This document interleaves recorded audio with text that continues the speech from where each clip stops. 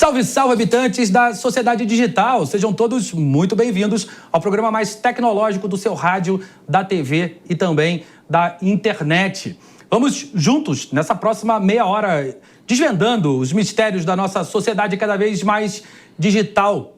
Hoje a gente fala sobre computação de alta performance, sobre as GPUs. Vamos entender que história é essa e de que maneira isso vai influenciar as nossas vidas. Para explicar essa história toda para a gente aqui, está aqui o Márcio Aguiar, que é diretor da divisão Enterprise da NVIDIA para a América Latina. Márcio, seja muito bem-vindo ao Sociedade Digital. Eu que agradeço o convite aí, André, a oportunidade de falar com o público e poder mostrar um pouco o lado da NVIDIA, né? O que a gente vem fazendo para trazer, né, ferramentas para que as empresas aí possam colocar em prática todo o conhecimento que elas têm, né? Pois é, eu quero começar te perguntando isso. De repente, a NVIDIA, para o público geral, se tornou um colosso. É óbvio que as coisas não acontecem da noite para o dia. É claro que esse percurso vem sendo percorrido há bastante tempo, mas alguns astros se alinharam. A demanda por computação de alto desempenho, os mecanismos de inteligência artificial, processamento de imagem, tem muita coisa que faz muito sentido para vocês. Quero começar criando esse panorama geral para entender por quê, o que é a computação de alto desempenho e aonde que vocês enxergaram a oportunidade, como vocês têm explorado essa oportunidade no mercado. Então, André, são 31 anos de estrada, né? A NVIDIA, fundada em 93, uma empresa jovem, hoje aí tendo a oportunidade de figurar entre as 5 maiores do mundo, por se dizer assim, mas em todo esse caminho que a gente vem trilhando, né, em 93, focado em trazer um novo conceito para o mercado de gaming. Depois a gente viu pesquisadores usando as nossas GPUs para o mercado de High Performance Computing por volta de 2006. E em 2012 foi quando nós tivemos aí o primeiro contato com o que a gente chama de inteligência artificial moderna, né? Na época haviam pesquisadores usando as nossas GPUs de game para uma competição de reconhecimento de imagens e aquilo chamou a atenção do nosso CEO, né? Com a visão dele de sempre estar trazendo coisas inovadoras, ele, de uma maneira bem direta, chegou para eles e falou: o que vocês estão fazendo com essa GPU que não foi desenvolvida para essa finalidade? Mas à época, já era o processador mais rápido para que eles pudessem classificar, reconhecer e segmentar imagens, né? Então, aí foi que mudou toda essa nossa história, que não foi uma coisa repentina, né? Então, como você comentou aí, uma coisa, de repente, se tornou aí uma empresa que todo mundo conhece. Mas, em 2012, também foi fundada ali, saiu algumas pessoas dessa competição para fundar o que é a OpenAI, que veio trazer aí o que veio lançar o ChatGPT. Então, em 2016, esses fundadores do ChatGPT receberam um primeiro supercomputador que a NVIDIA desenhou. Ele foi doado e ali mudou toda essa história que a gente vive hoje. Então, para nós, foi tudo muito bem, vamos dizer assim, pode ter sido, vamos dizer assim, uma sorte, mas uma sorte para algo que nós já estávamos prontos e tivemos que fazer uma fácil adaptação das nossas soluções de hardware, né? Então, por isso que desde 2022, quando o anúncio do ChatGPT foi dito que foram utilizados mais de 10 mil GPUs, e aí o mercado todo falou: quem são eles? Que antes eram, até então, na visão do público em geral, uma empresa de jogos. Só que a gente, na verdade, tem sido sempre, desde 2006, uma empresa de software, que tem o hardware como uma ferramenta para compor essa solução que a gente traz hoje para o mercado. A NVIDIA é mais um daqueles casos que demoram anos para acontecer da noite para o dia. É sempre assim, são percursos que acabam sendo bem pavimentados, oportunidades que ficam claras em função da observação do mercado e aí a visão do empreendedor, os ajustes que são necessários serem feitos para que o negócio pivote, de alguma maneira, encontre um novo significado, um mercado secundário que eventualmente cresce mais do que o mercado inicial, um processo de ambidestria corporativa de explorar e experimentar mercados. Mas eu quero te pedir para, didaticamente, explicar para nossa audiência o que é uma GPU e por que a NVIDIA é tão relevante nesse mercado. Então, a GPU é uma sigla, né, para Unidades de Processamento Gráfico. E até hoje muitos nos perguntam, mas é para processar gráfico? Não. É para processar tarefas que requerem muito poder computacional e que nós, usuários, né, os pesquisadores, precisam daquele tempo de resposta o mais rápido possível.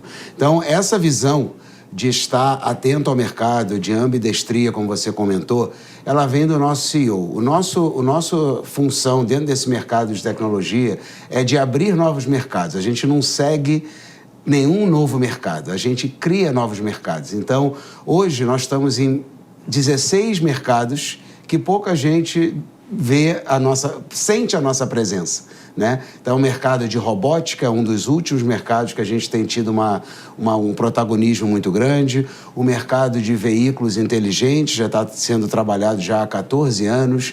Você tem a área de medicina também que está se beneficiando de todas essas técnicas de visão computacional.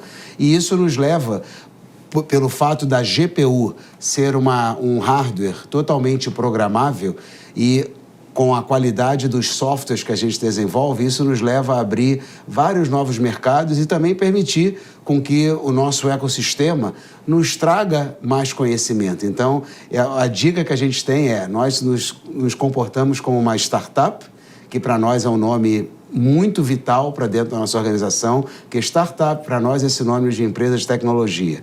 Para muitos, eu gosto de comentar isso, que às vezes as pessoas têm uma conotação um tanto quanto, vamos dizer assim, diminutiva do que é uma startup, que na verdade é o que nos leva a essa era digital que a gente vive hoje, com cada dia que vem tem novas tendências, novos conceitos. Então a gente tem um olhar muito com carinho para as startups. Temos um programa com mais de 20 mil startups que colaboram conosco, né? Não são vinculadas comercialmente com a NVIDIA, e sim trocas de informação e conhecimento, e essas startups eventualmente se tornam grandes empresas e que têm conosco ali todo aquele vínculo, a confiança de seguir crescendo e trazendo inovação para a sociedade. A NVIDIA é uma empresa que consegue mesclar bem as características de uma deep tech e de uma empresa de software. Mexe com hardware pesado, com uma tecnologia de ponta, mas, como você disse, uma empresa de software até um determinado ponto, uma empresa híbrida. O mercado brasileiro, ele é mais voltado ao software do que ao hardware. Pelo curto prazismo, pelas taxas de juros altas, as condições macroeconômicas. É mais fácil você iniciar uma operação de software, uma startup que vai usar equipamentos que são construídos fora do Brasil, mas que a partir daí você consegue gerar soluções para o mercado nacional. Como é o ecossistema de startups que a NVIDIA lida aqui no Brasil? Hoje nós temos quase 500 startups de inteligência artificial.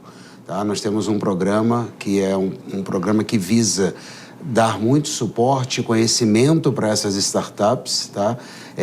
A gente acaba tendo algumas que vêm se destacando a nível nacional, e isso vem mudando um pouco a visão daqueles pequenos empreendedores, né? A gente também faz um trabalho muito forte na academia, na formação de novos profissionais, que é um trabalho que passa totalmente desapercebido perante o ecossistema que a gente atua. Então, vamos continuar com esse foco, porque não é só Brasil, isso é a nível global, né? Por ser uma empresa de tecnologia, nós trabalhamos de uma maneira muito horizontal para sermos os mais ágeis possíveis e trazer o que o cliente precisa. Então, o foco é sempre no cliente, né? Então, assim, parece até que não soa tão normal perante grandes empresas, mas o nosso foco é no cliente. O que esse cliente precisa resolver? Porque eu sei que eu vou ter do meu lado todas as ferramentas de softwares, todos os softwares de mercados, os open sources, como se falam, com versões otimizadas para as minhas arquiteturas de GPU. Então, assim, a gente está sempre evoluindo, André. Tem sempre novidades e hoje nós temos um compromisso agora com a sociedade de estar nos atualizando, trazendo novas gerações a cada ano, porque a demanda computacional, as redes neurais estão se tornando cada vez mais complexas, né? A gente começa a falar cada vez mais com os nossos dispositivos, então esse treinamento de uma rede neural, de treinar voz, de treinar dados, é onde a gente começa a treinar e gerar novos dados através de IA. Então a gente começa a entrar numa era da inteligência artificial generativa, que hoje todo mundo comenta. Ainda existem poucas empresas fazendo da maneira que vamos dizer assim, que correta que a inteligência artificial generativa vai trazer para o seu negócio, porque requer muito conhecimento. Então, a gente faz esse trabalho também na questão da formação desses indivíduos, né? Então, temos o prazer de trabalhar aqui no Brasil com grandes laboratórios, grandes universidades federais que possuem, né, cientistas ali com mentes muito brilhantes que realmente vai conseguir botar o Brasil num patamar dos grandes países em todo o mundo. Você lidera a divisão Enterprise América Latina e eu falei sobre as startups, agora quero te perguntar sobre as grandes empresas. Como você posiciona as empresas brasileiras em relação aos projetos que normalmente são realizados por elas com vocês, e comparando com o mundo e com o restante da América Latina também? Tem diferença dentro da América Latina e diferença em relação ao cliente padrão da NVIDIA ao redor do mundo? Sim, cada país tem uma característica, né? Por exemplo, aqui no Brasil, o mercado de óleo e gás é um dos que mais investem em tecnologias de ponta, né? Eles têm bastante projetos aí em todas as operadoras, por exemplo, a Petrobras é um dos nossos maiores clientes. Depois você vai ter ali uma grande presença das telcos, né, das empresas de telecomunicações, já que hoje as telcos são responsáveis por todo esse tráfego que temos aí da internet, né?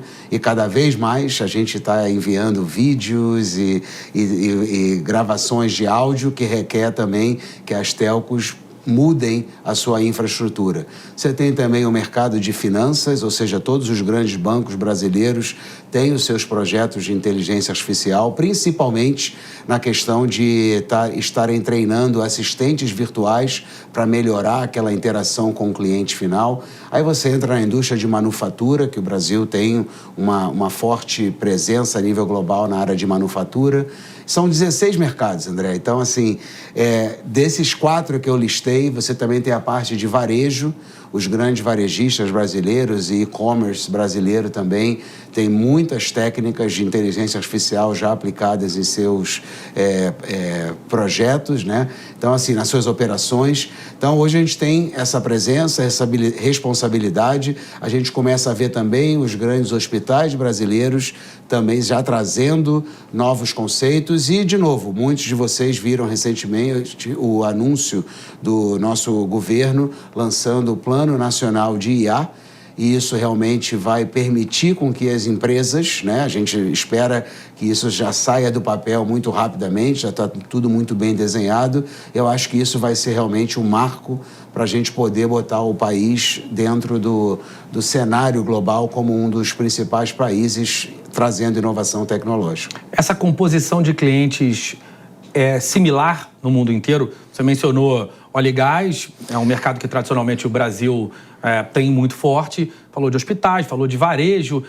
Isso é o mesmo desenho no mundo inteiro? O mesmo desenho, mas é que difere um pouco nos Estados Unidos, por exemplo, porque os grandes provedores de cloud são americanos, então eles realmente, o poder de compra deles e a necessidade de estarem bem à frente ao mercado para trazer serviço para o ecossistema das corporações é muito grande. Então, eles sim são os principais clientes da NVIDIA, né, com grandes clusters, só que a gente também atua não só do lado da relação de compra e venda, mas também do lado de ajudá-los a desenhar novos data centers. Então, a gente está entrando numa era que não só a gente traz as soluções de softwares, arquiteturas de hardware, assim como a gente começa a ajudar a essas empresas e outras mais a desenharem data centers para atender essa demanda computacional da inteligência artificial, que hoje já é um gargalo, né? Porque a demanda aumentou muito rapidamente e eles não têm não só espaço físico, mas não é uma coisa tão trivial em você montar um supercomputador da noite para o dia. Aí entram questões energéticas, questões aí de geopolíticas também, enfim. Aí a gente entra num mundo que, confesso a você, que quando nós entramos na oferta da solução completa de software, hardware, arquitetura de hardware, não imaginávamos que íamos entrar, né, nesses outros tópicos, né? Então a gente sempre tende, obviamente, a estar exposto. Hoje, claro, o mercado nos colocou como uma grande empresa, aceitamos isso, mas, de novo, a gente está muito focado ainda em continuar inovando, né? Mas, e não vai parar.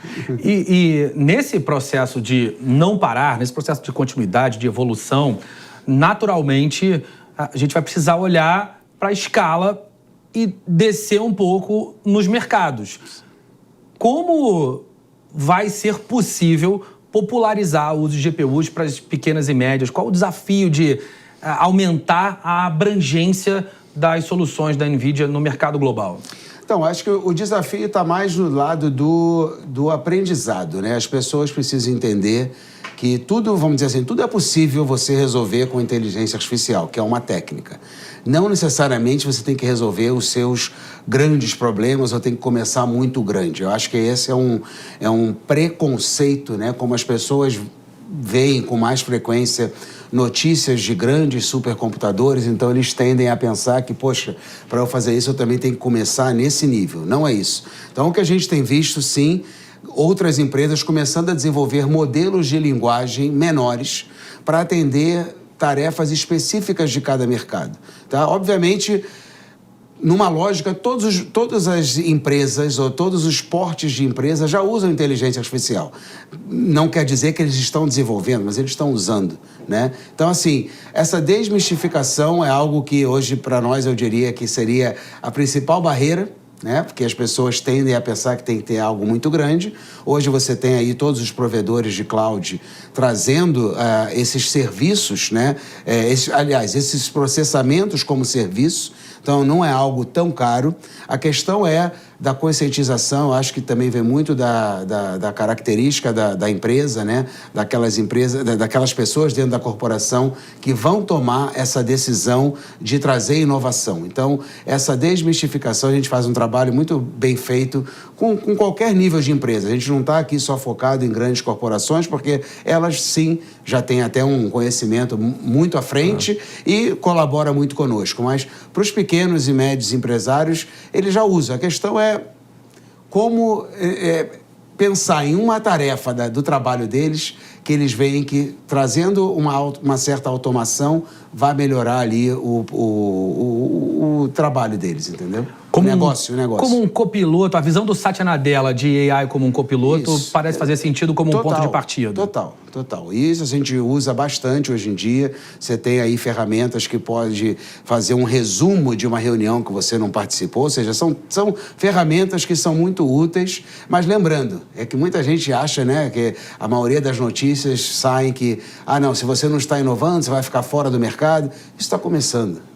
Nós estamos falando se for falar, o mais antigo da IA moderna é de 2012 para cá, 12 anos. Mas o Copilot, o ChatGPT, tudo isso começou aí, 3, 4 anos no máximo, né? O boom mesmo veio no final de 2022. Isso. Em 2023, todo mundo explorando, como eu aplico isso. Hoje, obviamente, já tem mais empresas já colocando essas ferramentas no seu cotidiano e a tendência é só melhorar, que as pessoas vão começando a entender mais como isso ajuda no dia a dia delas. Você enxerga que o grande desafio desse processo é educar o mercado SMB? O que dá de problema num projeto quando a gente fala de inteligência artificial? Dá para mapear esse tipo de coisa? Não, com certeza. Nem é só educar e também mostrar a eles a oportunidade. Existe uma grande oportunidade. Então, assim, hoje ele pode até não ter uma visão de que essas técnicas vão trazer um benefício para o negócio deles, mas com o tempo eles vão entender que, poxa, eu tenho tudo isso aqui na minha frente, né? Não tem um empresário de um pequeno e médio negócio que não tenha um telefone inteligente, né? Um smartphone. Ele tem. Dentro desse smartphone ele tem ali os aplicativos. É uma questão mesmo de ir mudando essa maneira de pensar do seu negócio. E, obviamente, a nova geração que está vindo, independente de tudo que a gente possa dizer agora que não vai funcionar, ela está trazendo novos conceitos que quem está um pouco mais à frente vai ter que se adaptar. Entendeu? Então... E o que você vê acontecendo como próximos passos desse mercado de inteligência artificial? A gente tem meio que um leque aberto. Muita coisa acontecendo com visão computacional, muita coisa acontecendo com tratamento de grandes volumes de dados, com análise preditiva. Quais são, no seu entendimento, aquelas aplicações que devem nos surpreender, que devem chegar na sociedade com bastante impacto?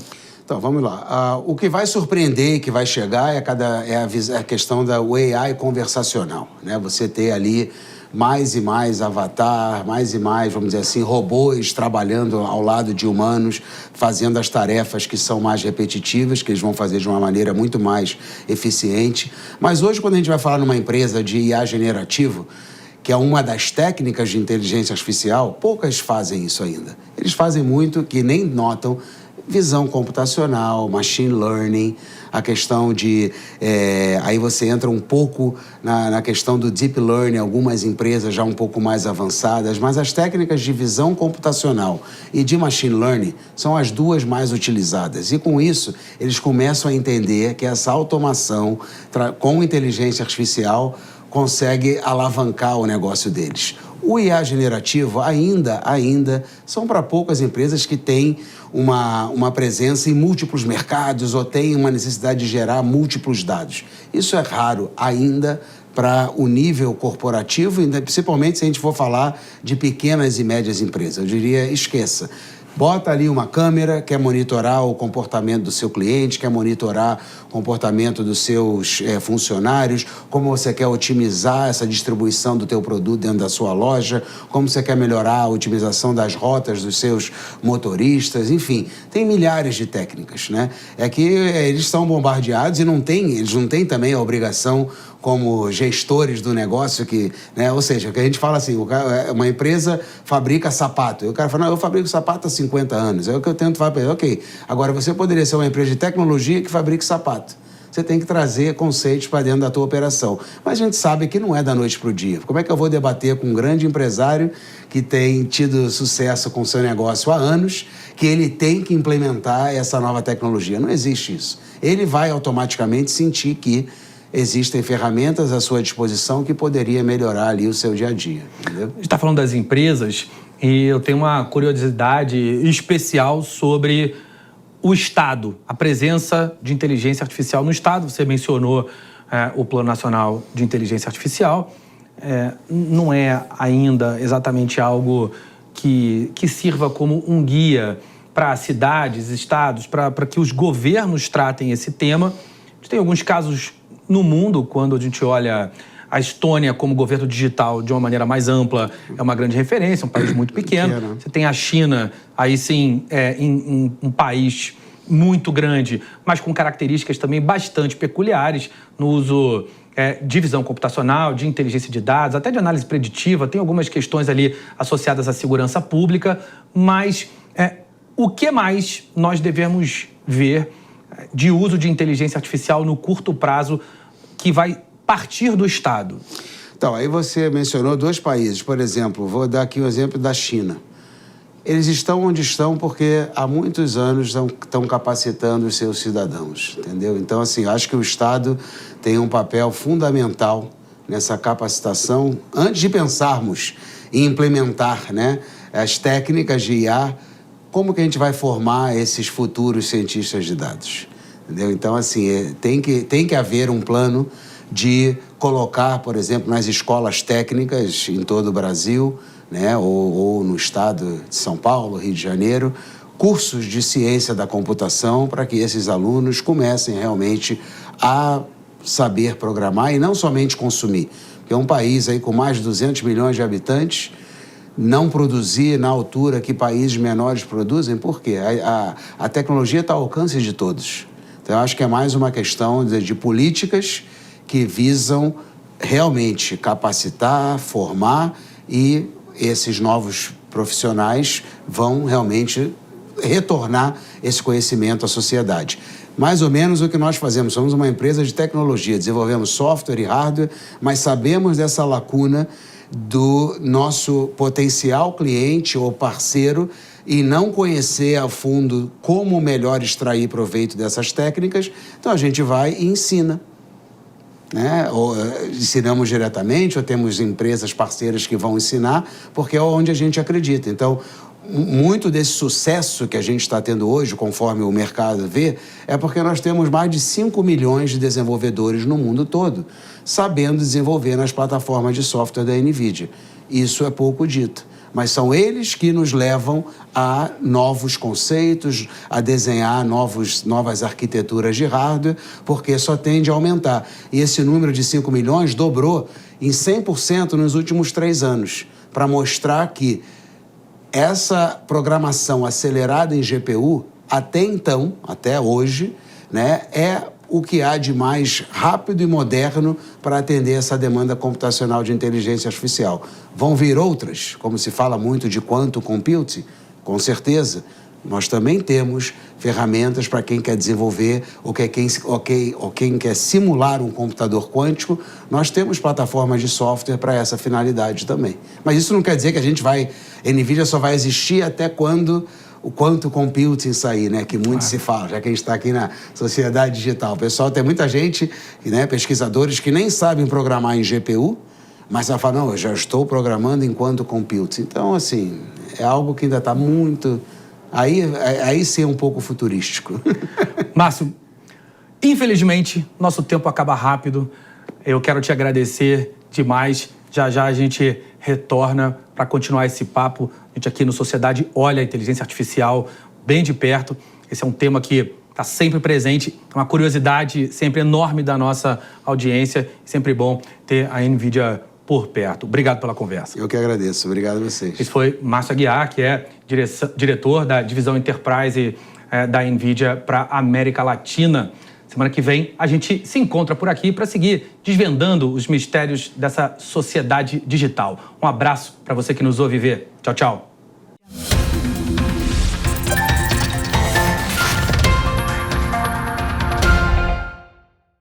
A opinião dos nossos comentaristas não reflete necessariamente a opinião do Grupo Jovem Pan de Comunicação. Realização Jovem Pan News.